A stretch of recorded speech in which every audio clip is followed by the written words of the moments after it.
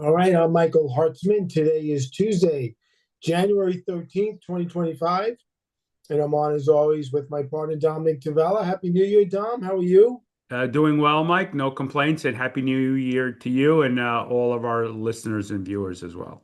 I think the statute of limitations for saying Happy New Year ends tomorrow. So we are officially I, under. I'm actually happy you mentioned it because actually had somebody go, "Are we still even allowed to say that?" But Happy New Year is always a wonderful thing to say out loud. So even if we stretch it a little bit, Mike, that's not a bad thing.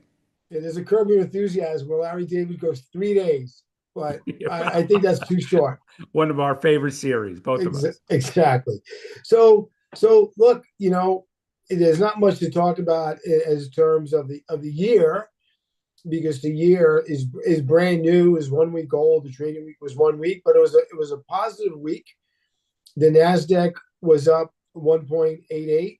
The S&P was up 1.58, and the Dow was up 2.34, which is very positive. And Dom, as I've been saying to my clients for the last week and a half, I started the year optimistic, and now I am cautiously optimistic because, and you and I talked about it this morning, the headline risk I feel, I love your opinion, is I think might start to become real risk. There's a lot going on right now in the world between the action we took in Venezuela, the protests in Iran, which will looks like we may get involved with, and the possibility, and I can't believe I'm saying this one out loud, of us taking over Greenland somehow, um, and then the administration um, suing the Fed chief, which as you said this morning, Republicans and Democrats universally thought that's a terrible idea.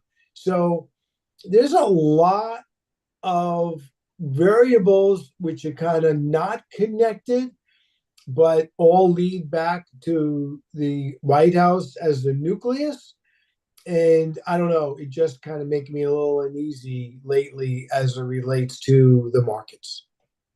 Well, Mike, we talk about headline risk all the time, all right? And at the risk of boring people, headline risk is you turn the TV on, you turn the news on, it's like, oh my God, what's going on out there, right? But if we come back to the beginning of the year, just I guess now 10, 15 days ago, um, the economic data is pretty good. Very good. Pretty good, Yeah. right? We Mm-hmm. got now it's one data point, but the Atlanta Fed is predicting over 5% GDP growth in the economy. We got some inflation data this morning. Good news, bad news, 2.7%. That's not a terrible news number. It's not where the Fed wants it. They want it closer to two. On the other hand, it didn't increase, and we're not seeing dramatic price hikes to the consumer. And I can go on and on with all these data points. My corporate earnings are on schedule to have a terrific year. We have significant tax refunds coming back into the economy in the first quarter. That'll help consumers, that'll help spending. So I can go on with this litany of positive data points. And I don't think it's a surprise that the markets are up 1%, 2% in the first week or so of this year based on the data. And then we turn the news on and oh my God, here we go again, right? And the markets start these roller coaster. I think it's important for us to try to sift through the noise, the news, and go, hey, is kind of relevant here, and what theoretically could have some kind of economic impact, and what, oh, it's just this administration, whether we like it or not, being what they normally usually are, and that's politely disruptive, right? So we're seeing a lot of headline noise, disruption. It is having some effect on these markets. We'll see where it goes, Mike. And over the years, I think it was Donald Rumsfeld who famously said, "We don't know what we don't know."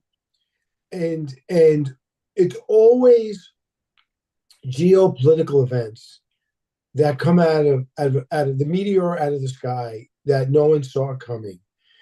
And I hope those who are watching our podcast, not listening to it, to see your face when I just mentioned Greenland, right? I mean, the absurdity of possibly blowing up the NATO alliance over something that is completely avoidable.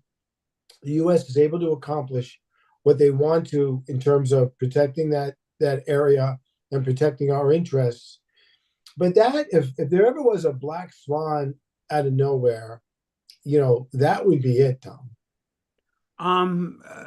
Look, we obviously we have spoken about it, and I'll say our viewers and listeners haven't heard it from us, but and we're not political, we're not tied into what the real story is here. But I think one common theme is that this administration probably could have achieved 90+% of their goals in Greenland without the drama, right? Right.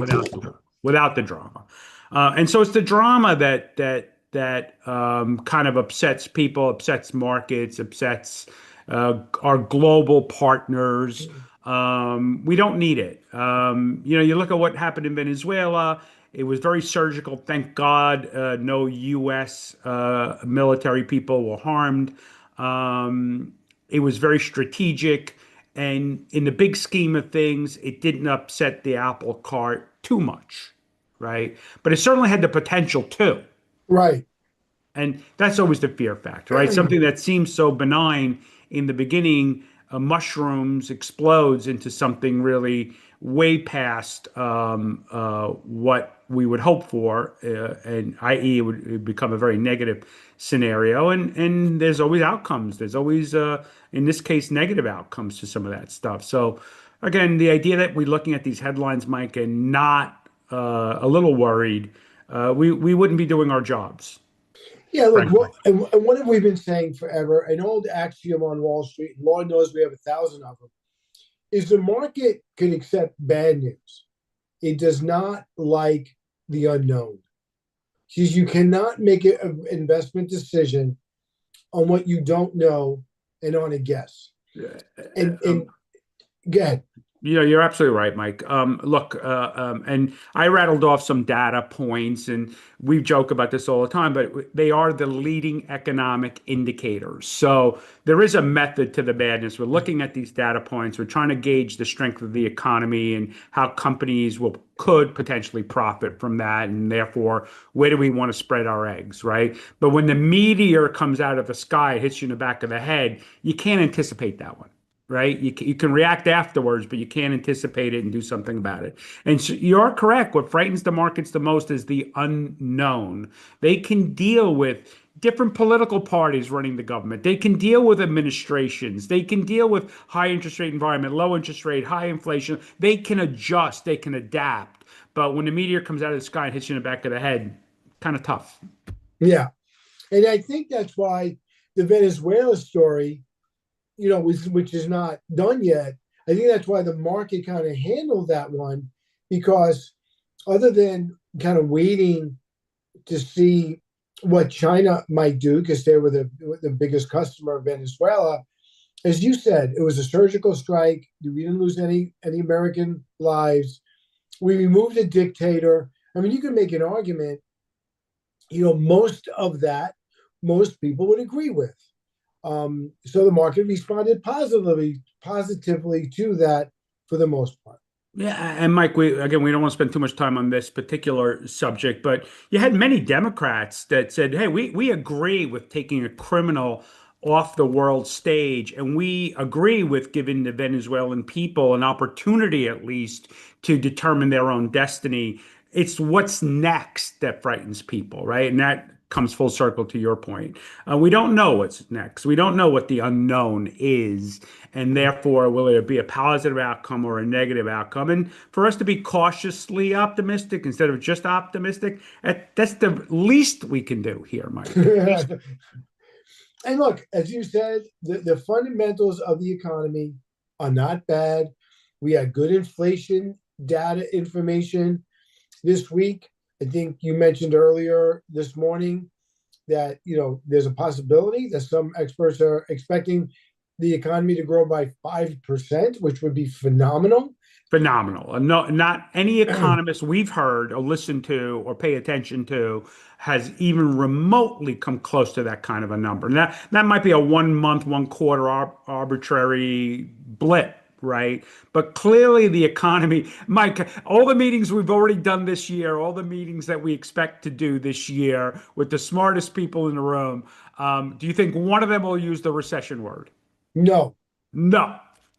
And you can't say that a year ago, right? Where no. where we basically had the experts talking probability of between a 40 and 60% chance of a recession. So we are in a good place economically. I think we have the opportunity to continue to get better, but we do have to pay attention to these headlines.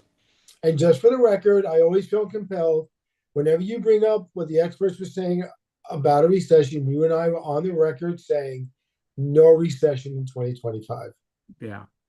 Yep. And we were fortunate enough we didn't get one, Mike. One of those Exactly. where it's not about being right or wrong, it's the damage that it would have done to the economy and to the employment numbers and job creation, everything else that goes bad with a recession. So grateful it didn't happen. And we don't foresee one this year, by the way.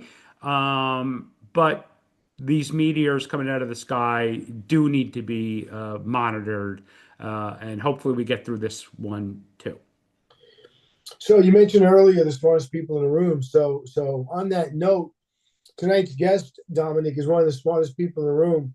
We have Dr. Bobby Hoffman, who's an associate professor at the University of Central Florida, who specializes in motivational science and solving the mysteries of human behavior.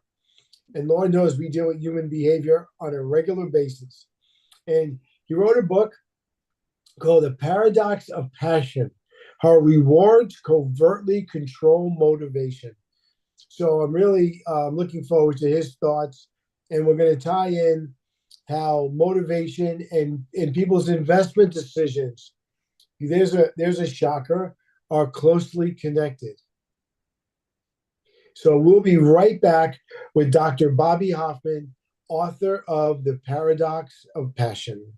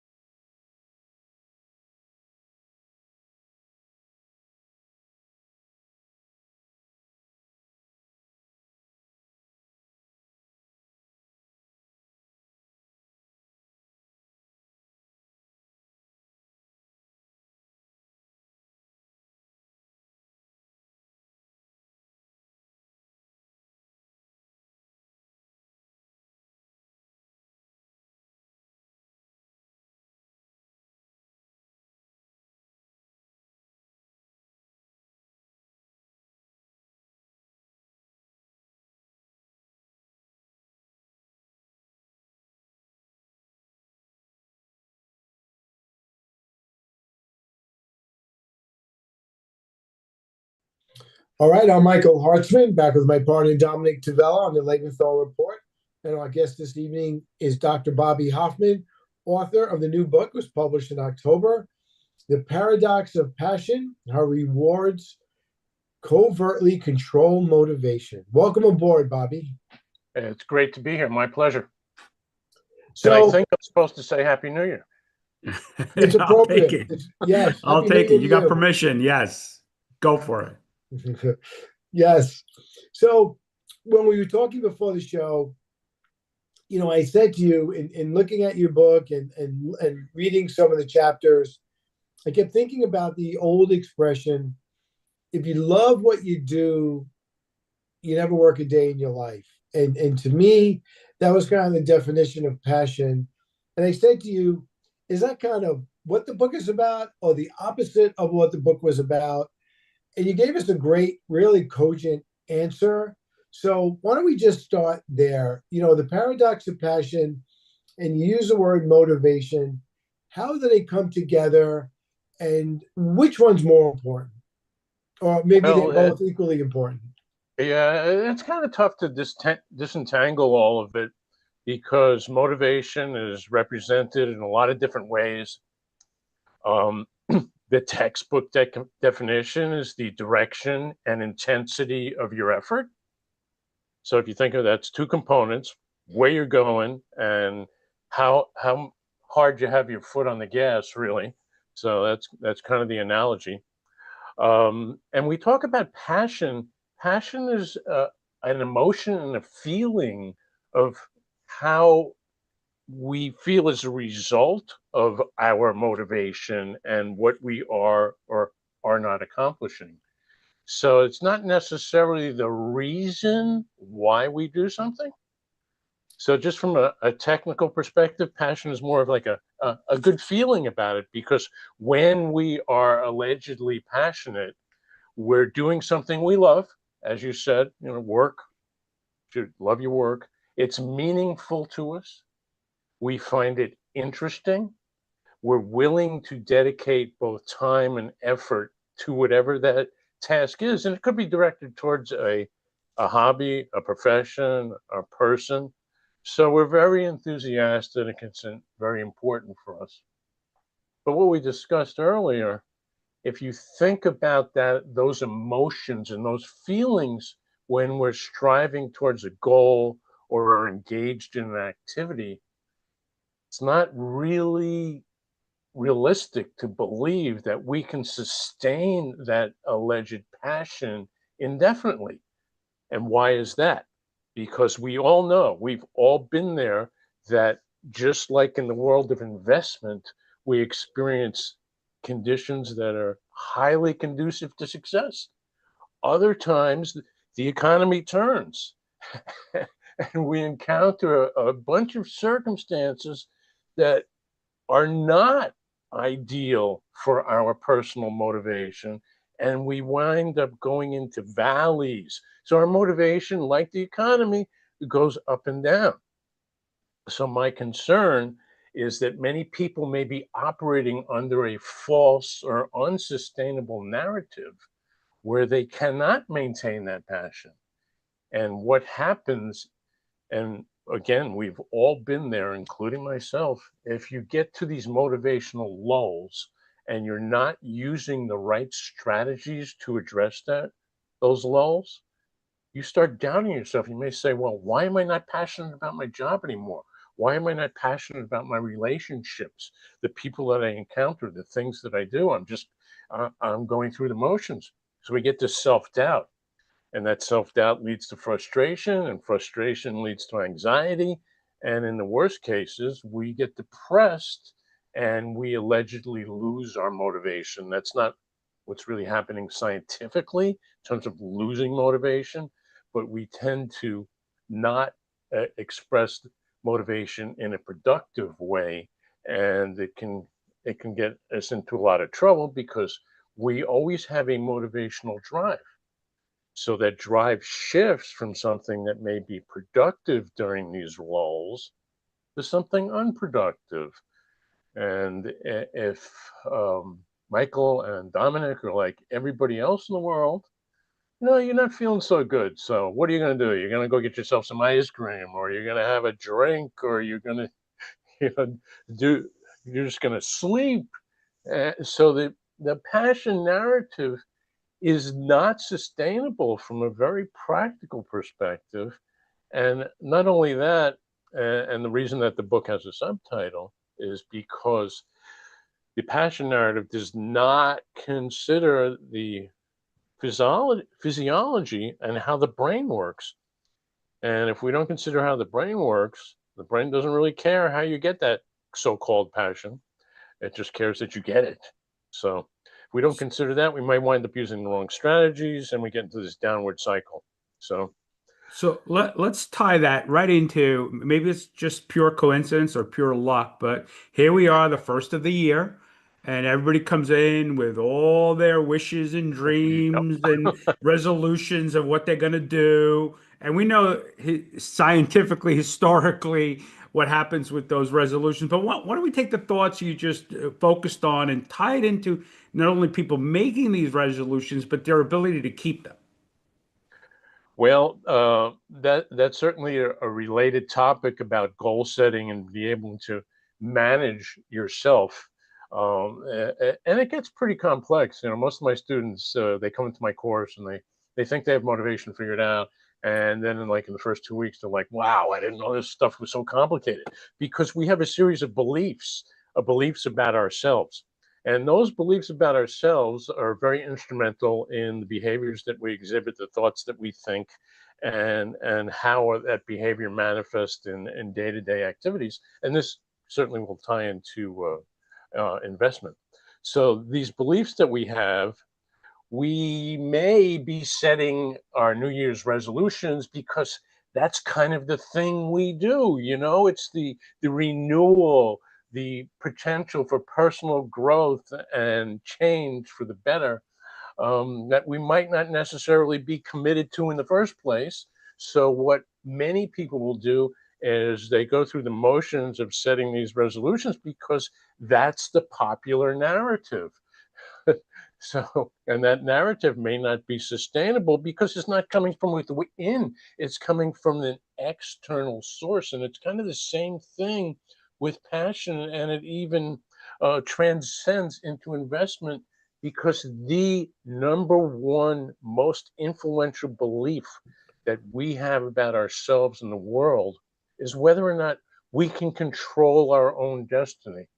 And people really fall into these categories of having an internal control belief or an external control belief. Now, I'm not talking about controlling others or being controlled. I'm talking about the ability and the belief that you think you can control your destiny and you can orchestrate a path in life that you decide upon. So that would be an internal control belief, but there's a large majority of the population that has an external control belief and says, you know what? I'm a victim of circumstance. It depends on who you know if you want to be successful. It depends on your economic circumstances if you want to really thrive. It depends on the culture you're in if you want to lose 30 pounds by the end of January. All of these references that I just described to you are externally controlled factors. So if you're making resolutions and you have an external control belief, what happens? Well, you falter, and this is the week of faltering. I know there's a terminology. This is like the bad week. If you make it past today, and I actually literally think it is today, that you'll be successful. If you don't make it past today, you're done because it's not something that you really important to you, that you value. And we haven't talked about valuation yet. But if you have an external control belief and you think, well, you know, I'm just at the mercy of the world around me and the people around me, then your resolution will likely fail. But there's another key point, and that key point is you have to know the strategies that you will use when you reach the motivational lows. And unfortunately, as I said, a lot of people don't consider how the brain works, and a lot of people operate under false narratives that they hear on YouTube and read on the internet and hear on TikTok that says, "Hey, you want to be motivated? You know, you have to put a dopamine patch on your arm because that'll solve all your problems." Or you have to be like me and walk over coals and show your resilience and never take a nap. And so there's a ton of really bad information out there, just like there is in the investment world, in terms of which strategies do you use in a particular situation based on your personal beliefs. So we've got a couple of really important issues. Those beliefs dominate how our behaviors, and the success of reaching our goals is really based, at least in part, on the strategies we have and whether or not we're willing to use those. So just to make sure I understand this correctly, the beliefs would be the passions, right? And then your actions would be the motivation. So I'm assuming that the passion is born first and that creates the motivation. Oh, well, not exactly, because as you very well know, and I'll give you some examples, we can demonstrate similar behaviors, but do it for different reasons. So the motivation is the reason for our behavior, which may not be reflective in what we do. So, for example, people invest for a wide variety of reasons. Some people invest for security. Some people invest for because they have high risk tolerance, and I won't necessarily call that investment, more speculation. Some people invest because, again, of external influences and pressure. If you have a family, you are, it's drummed into your head for years, and you have to provide for your family. The whole insurance business is an externally controlled public narrative that says you need to take demonstrative steps for financial security for your family. Okay. So those are three different reasons right there that I've given you for investment, but the same thing applies to just about uh, everything that we do in terms of our behavior. So we can't just look at the behavior. We have to look at what's underneath the behavior. But the real dilemma comes into the picture because passion is just one type of reward. And passion represents how we feel. It doesn't really represent why we do something. You can be passionate because you might make a lot of money as a result of your behavior, or you can be passionate just because you enjoy doing the particular task. Now, I worked as a consultant, and I actually worked on Wall Street um, for a firm that I will not mention their name. But I wasn't working there because I was really interested in the financial culture. I was working there because I needed certain experience and certain exposure, and I was trying to enhance my long-term reputation. Wasn't necessarily for money, but I had no passion whatsoever. So we have to be really careful in deciphering what that passion represents. You can't just say, I'm just passionate. Why are you passionate? Why are Dominic and Michael conducting the Lebenthal report for years and years and years? Is it to make boatloads of money? Is it because you enjoy doing it? And then I would ask you, well, why do you enjoy doing it? You probably enjoy the reputation that you've had and the story that Dominic told that, oh, I heard you guys are really big on Long Island. For me, that's the kind of the motivation that I have. I like people to say, hey, I sort of heard Hoffman on the Lebenthal report, and he sounded like a really refreshing view of motivation that's different from everybody else. That's more important to me. That's and you want to call that passion, go for it. But I call it recognition. So the passion it's just kind of misleading, and it's one type of internal reward. But as the book tells, Passion Paradox tells you, the brain doesn't care. The brain is just as happy eating a cheeseburger as it is making a good investment decision. One takes a little bit more self-control and a little bit more long-term gratification than the other. But neurologically, from what happens if you find that your motivational urge is satisfied by a particular behavior in a particular context, the brain doesn't care. The brain just wants to achieve that satisfaction. So specifically, and we won't get into the neuropsychology of it all, but we keep hearing about dopamine and serotonin and all these drugs that people take to get them off of feeling depressed and frustrated and anxious, they all work on our physiological state and the neuromodulation that's happening in our brain. But ultimately, the brain couldn't care less if you're passionate about your job or you sit in front of the TV with a bag of Fritos and that satisfies your urges. Bobby, you Hey had me Don, at the hey Don, cheeseburger. hey Don, Bobby just mentioned the two favorite things you love to do is make investment decisions and have cheeseburgers. How did he know that?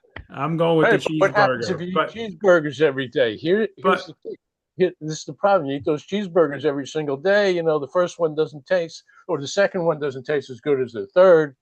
Excuse me. The but second one doesn't taste as good as the first, and the third one doesn't taste as good as the second. So we get into these situations. You can go and be in a downward spiral, and you know that sometimes happens in the investment world.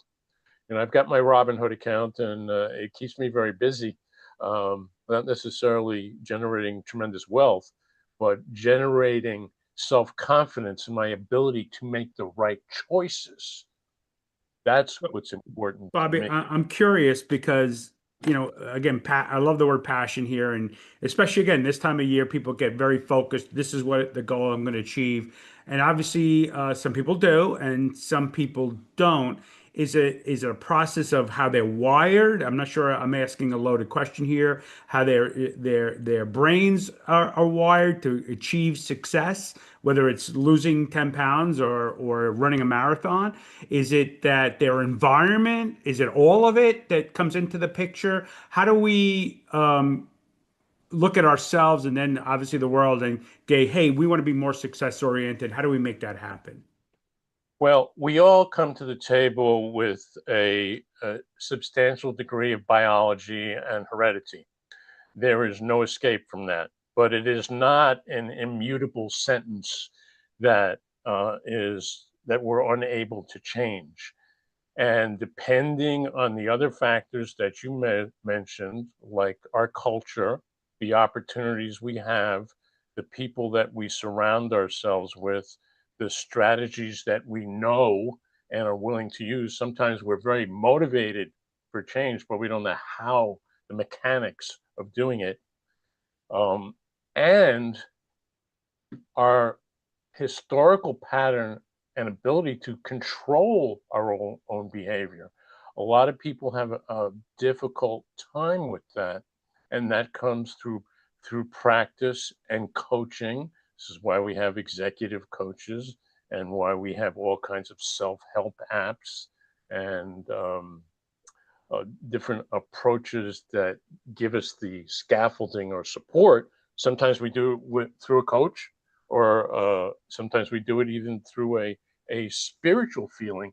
But you mentioned three really important and crucial elements, and we could talk for hours about each one: the heritable aspects, the ability to use the appropriate strategies at the appropriate times, and what I consider, and I've written a textbook in motivation, and I interviewed a number of celebrities, and including one that you'd be very interested in, by the name of Bernie Madoff.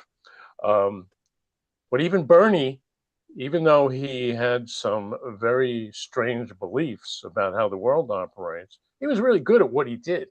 And he told me, just like a number of very famous people, and this is the first book I wrote in 2015, that the most important influence on their success was having a coach, whether a spiritual coach or an actual coach, somebody to give you feedback about what you're doing, to give you the opportunity to reflect on your behavior and make changes, as opposed to just rushing into things and making snap decisions and relying on so-called intuition.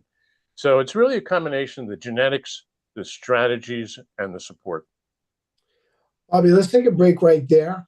And then when we come back, let's dig a little deeper into investments in particular and what motivates clients.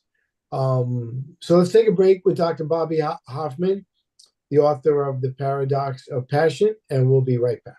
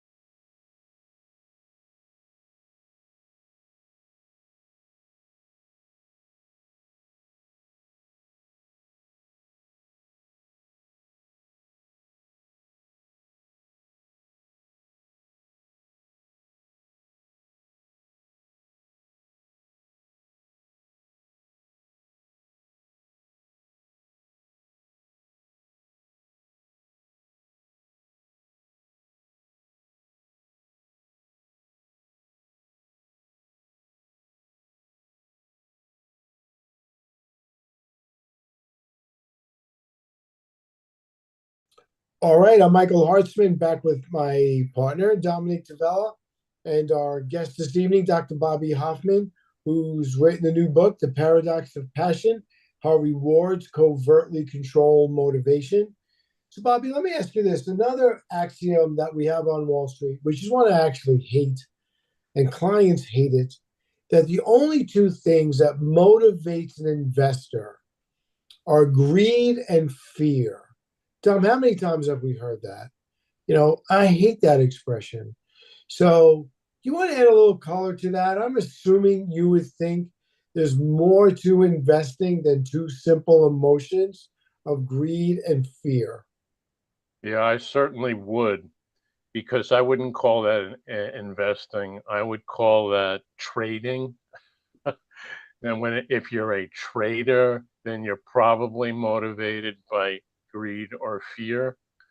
But I would say that that does not apply to most people, because my definition, and this does relate to motivation besides my personal experience. I take the Warren Buffett approach. If you're investing, you don't make an evaluation on that investment every single day. So it doesn't matter what it matters what your long-term goals are. And this relates to motivation and the self-control that I alluded to a little bit earlier. That if you're a opportunistic investor, you set a target. And if you're opportunistic in life, you say, I want to accomplish a particular personal goal, like working in a particular industry or moving to a particular place or having a particular lifestyle. And then you back yourself into taking the steps to reach that goal. So what do? That's where the self-regulatory mechanism, as we call it, comes into place. And that's just a fancy way to say that you're planning, you're monitoring your behaviors, and you're reflecting on what you do to see if you should do something different. So it's a three-step process: planning, monitoring, and evaluating. And we do that same thing in the investment world. I defer to you guys, but if you're saying, what, I want to get a 10% return on this particular investment during this particular time period, you you don't have to worry about market fluctuations. Excuse me. Just like when you're achieving a personal goal, you're going to have bad days, right? You're going to be sick sometimes. Sometimes it's going to be bad weather outside, external factors that won't allow you to pursue your goals. But you can still take incremental steps towards the long-term objective. Uh, so I think you have to look at, and this is why I say take the Warren Buffett approach. What we're interested in assets. We're not interested in necessary returns. We know the basic circumstances. So if we're planting seeds and we expect those seeds to grow in 50 days and they grow in 40 days, we're happy. If they grow in 60 days or 70 days, then maybe we have the wrong seeds, or maybe we need to be more realistic in our goals. It has nothing to do with fear and greed unless your motive is strictly financial. And I know for some people it is. And when I say financial, I mean on a short-term basis. Um, I'm as guilty of that as anyone else, because I'll go in and make a trade, and say I want to make 5% of my money by the end of the week, and if I do, I'm happy and I'll sell. But if I see market conditions, or so I turn on CNBC and I hear some crazy information by our leadership, or some kind of a world event, and I get scared, and I'll sell. But I have my boundaries, and those boundaries apply to personal motivation as well. But ultimately, it all boils down to this self-regulatory behavior, and be willing to accept the fact that we have investment highs and lows, and we have motivational highs and lows, some of which we can control and others we cannot. So let's work on what we can control and that strategy usually winds up paying off in the long term. And as far as investments are concerned, I think the best investment we make is in ourselves, in trying to be better individuals and gain clarity as to what our goals are and be aware of the strategies we use. A lot of people dive headfirst into things and don't know when to cut their losses. And I'm not talking from an investment perspective. I'm talking from a personal perspective. We're subject to a lot of thinking biases, just like we're subject to a lot of snap decisions based on investment advice, because typically it sounds too good to be true. We know it is, but there's a lot of parallels between personal motivation, personal self-development, and financial self-development. It's almost kind of the same thing. So, Bobby, you've written quite a few books. We should acknowledge that. But what was your motivation in writing this particular book, and what do you hope people get out of it? Well, my motivation is pretty much consistent along the lines of my all my works. And unfortunately, in the business I'm in and psychology in general, there's a lot of conventional wisdom out there. And that, unfortunately, conventional wisdom is often wrong.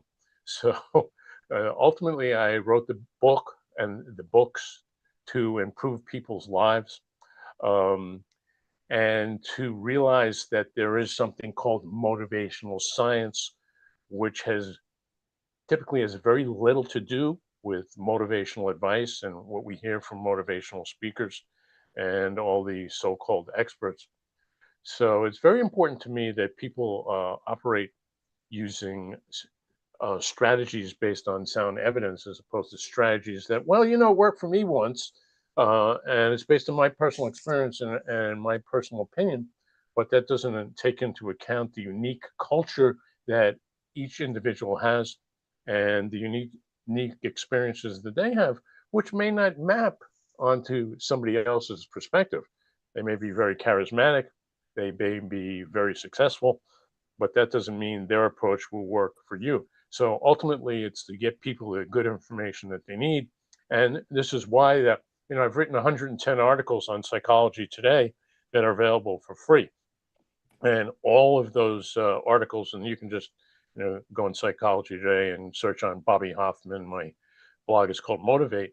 But that's kind of the easy to use information, easy to apply, all strategy based, that says, if I'm in a situation where I'm getting frustrated about my job, like, what do I do? So it's ultimately, I was in business for 22 years. As I said, I worked on Wall Street. I worked at CNBC when they were just a growing organization. I staffed up CNBC.com back in 1999. So I know about your business. Uh, that was a lifetime ago. So I'm not in this for the money. I love people that buy my books, but they don't need to do that, because there's a lot of free information out there. But ultimately, I wrote the book to improve people's lives and get them good information that actually is substantiated by science and not personal experience and hearsay. Bobby, I noticed in your bio you also spent some time either working with or consulting with the NBA. Yeah. And professional athletes, to get to that level, I mean, the odds of getting to that level are so minute. So so they're obviously known for their passion and their motivation. If I may ask, were you working for the league, for the front office, or were you actually working with the players? No, I was working in the back office. Back office for the NBA is in Secaucus, New Jersey, and I was largely responsible for recruiting. Uh, I did have some interactions with Adam Silver, Mm-hmm. current NBA commissioner, when he was just a fledgling guy in the marketing department. I've heard David Stern yelling, but I never actually worked face to face with athletes. But I think you're right on point when it comes to athletic performance, and I do write a lot about peak performance. That the decisive edge is mental, And that, again, I don't want to sound like a broken record, but it boils down to these self-regulatory strategies, and to be able to know when to shift gears and what's working and what's not working. And athletes are a very, very interesting situation, because the extrinsic motivation, the money is substantial, but when you have a certain amount of compensation, what really matters is how you feel about yourself. And if you believe in your capabilities and your ability to interact on a team basis, that's where your satisfaction comes. If you're making $50 million a year, and you're on a last place team all the time, what, how satisfying is that? Many people would be envious of that situation. But if you're an elite athlete, it takes much more than that just that paycheck. That paycheck becomes almost inconsequential over a period of time. So there's always something more. And that's where the passion narrative comes in. So if you can be passionate about what you do, not necessarily for strictly materialistic reasons, then you can indeed be a world-class athlete. And if you think about the most successful athletes in the world, those are the ones with the decisive mental edge. That especially, you really see it in golf, because Well, these I love the mechanics. parallel, right? You're looking at the best, whether it's basketball or baseball, or any one of the major sports.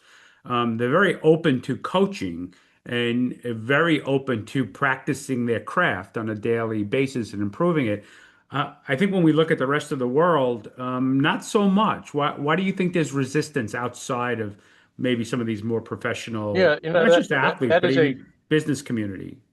that's a great point, Dominic. And I tend to say we're blame it on the culture, because we're in a culture of instant gratification, and we're in a culture where mistakes are not necessarily tolerated. Now, I love when my students make mistakes, because that's the best opportunity for them to learn and remember.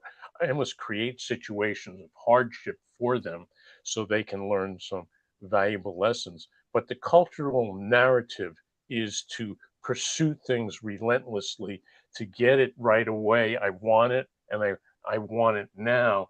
So the tolerance we have for those mistakes and things taking time in the general business world is far less than, I would say, ideal.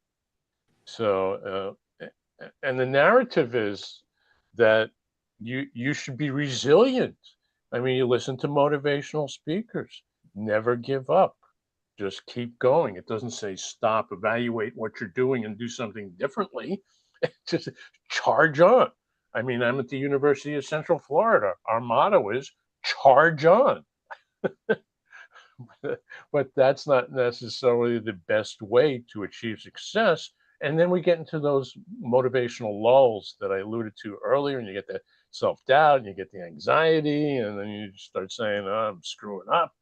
And so a lot of it really involves being able to take a step back, look at yourself.